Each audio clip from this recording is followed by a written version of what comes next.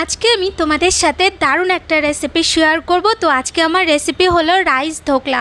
এটা তোমরা সকালের ব্রেকফাস্ট বা বাচ্চাদের টিফিনে কিন্তু দিতে পারো, খুবই হেলদি আর এটা খেতে দারুণ স্পঞ্জি আর সফট।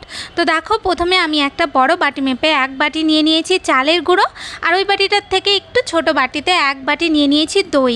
এরপর আমি এটাকে ভালো করে মিশিয়ে নিয়ে তারপর ওর মধ্যে অল্প জল দিয়ে দেবো। জল দিয়ে এটাকে ভালো করে গুলে নিতে হবে যেন একদম ক্রিমের মতন হয়ে যায়।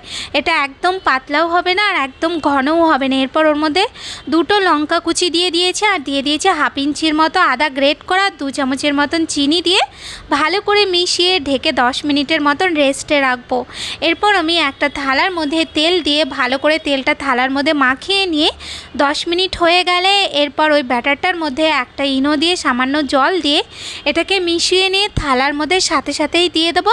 তারপর হালকা হাতে একটু ট্যাপ ট্যাপ করে নিয়ে এরপর ওর ওপর থেকে একটু লঙ্কার গুঁড়ো দিয়ে এটাকে ভাপে বসিয়ে দেবো 15 থেকে 20 মিনিটের মতন। তারপর 15-20 মিনিট পর এটাকে একটু চেক করে নিয়ে এরপর এটাকে নামিয়ে নিয়ে এটাকে একটা তড়কা লাগিয়ে দেবো।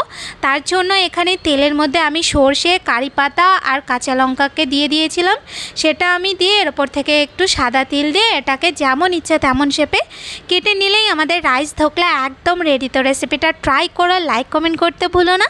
আজকের মতন তাহলে টাটা।